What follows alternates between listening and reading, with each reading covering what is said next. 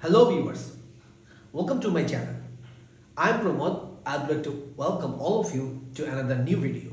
And in this video, I'm going to discuss about a very important topic of English grammar that is called conditional sentence. So if you are new to my channel, please subscribe the channel so that you can get all the updates. Well, I have started a series on right forms of verb, and as a part of this topic, we are now talking about conditional sentences. And I have already uploaded a video where I have discussed about first conditional sentence. So here we are going to discuss about second conditional sentence. Well, we all know that conditional sentence is a structure where two clauses are joined with the use of if or unless. So it's a method. You can use if, or for negative you can use unless. So this conditional sentence are three types usually: first conditional, second conditional, and third conditional.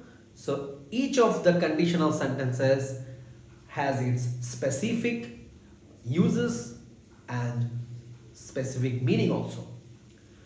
There is another conditional sentence in English grammar that is called zero conditional, and if you keep watching my videos, I will discuss about all this type of conditional sentences in separate videos. Well, so let's get started. So as you can see that on the board, first I have written the structure. You can see that here at first I have used the if clause. It is known as if clause because the clause starts with conjunction if. If sometimes it can be negative also. There you can also see if plus did not, because it's deal with the past form of the verb. Well, second conditional sentence is different from the first conditional sentence from this part and from this part, where in the first conditional sentence we used simple present tense along with will, can, may, but in second conditional sentence we are using simple past tense, and in the second part we are using would, could, and might. So would, could, might are the past forms of will, can, and may. So this structure you should keep in your mind that the verb of the if clause will take the simple past tense, and the verb of the main clause will take modal auxiliaries like would, could, or might, and after that the verb will be in its base form. It is called V1 form also. So this is the structure. The structure is very simple. You start with simple past and you close with would, could, or might with the base form of the verb. Now, where we should use second conditional sentences? Well, if I talk about first conditional sentence, with the first conditional sentence we can talk about any probability, we can talk about any prediction, we can talk about any ability of doing something. It means we use a first conditional sentence when we still have the opportunity or we still have the chance to do that activity. But in second conditional sentence, we are using the verb in the past form, and whatever in the past, it is absolutely done, or the action cannot be happen, or the situation will not come back once again. So here you need to keep in your mind that use second conditional in these situations, like action that could happen, but actually did not happen. So something that could happen, that's something which had a great chances of happening, but unfortunately maybe for any reason that situation could not happen. So you can use second conditional in those situations. Also look at the word. Use it to talk about things in the future that are probably not going to be true. Well, here you need to keep in your mind that something that will happen that is not true, that is not going to be true any longer. So that type of thing you can also write with using the second conditional sentence structure. And finally, something in the present which is impossible. You can also write this type of situation by using the second conditional structure. Well, let's take some examples. So example number 1, if I won the lottery, I would buy a big house. So what does it mean? Let's consider the first clause. If I won the lottery. So here won is the past form of win. So we are using the verb in the V2 form. It means I actually didn't win the lottery. So if I won the lottery, it's meaning like if I could win the lottery. That means I have not won the lottery. And what would be the result of winning the lottery? Buying a big house. And that is the reason this is not going to be a true situation, or it's impossible because I have not won the lottery, and that is the reason I would buy. The verb is would plus buy in its base form. So take a look. We have used the modal auxiliary would and the base form of the verb buy.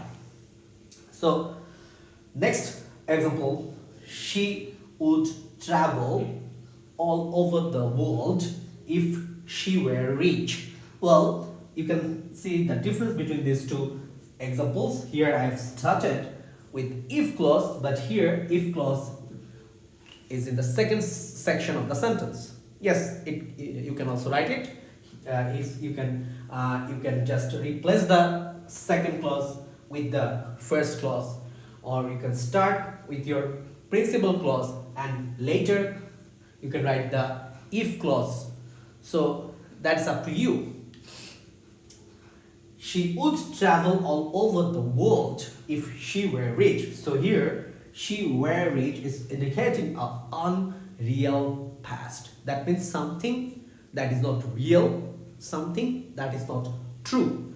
So if she were rich is indicating that she is not rich actually.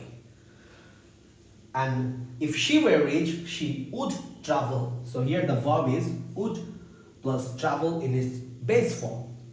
So we are again talking about a situation which is impossible or which is not true. Remember one thing, in unreal past, this is also known as subjunctive mood. Here we use the verb to be verb in its where pattern, or we use the where of we use where for any type of to be verbs irrespective of person, whatever the person is, whether it is first person I or whether it's third person he or she, no matter what the person is, we just use the form where in case of unreal past. That is the reason she were rich. Here we are using the where because it's subjunctive mood and it's talking about any unreal past situation. So this is the example number 2, and look for the go for the example number 3. If she ever studied, she would pass the exam. So what happened? She ever studied is indicating that she did not study, and the result, she would pass the exam. That means she didn't pass the exam also. So we are talking about an impossible or a situation that is not true. Number 4, it's negative. Unless you made such a silly mistake. So here I have missed the ending E over here. Unless you made such a silly mistake, you could win the match.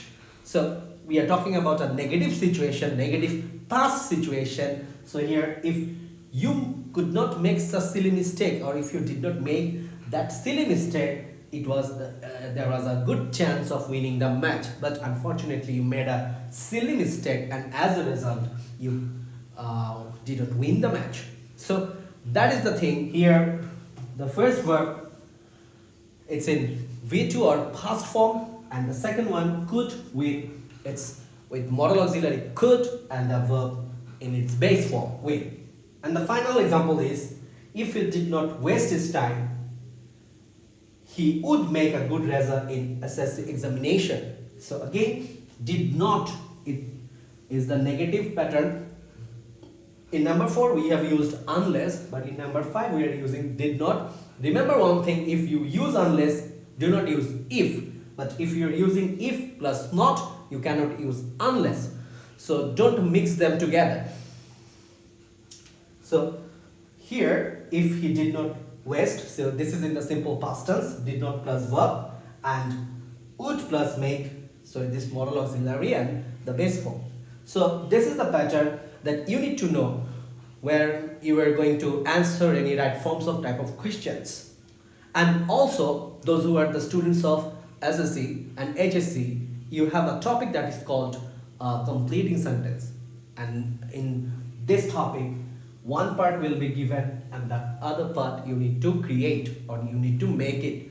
So you need to know the structure or the proper structure of conditional sentence. So if the first part is given with subject along with the verb, first form of the verb, then definitely it belongs to second conditional rules, and you need to complete your sentence with the rule that goes with second conditional sentence. Okay, so this conditional sentence is important for both the right forms of verb along with completing sentence.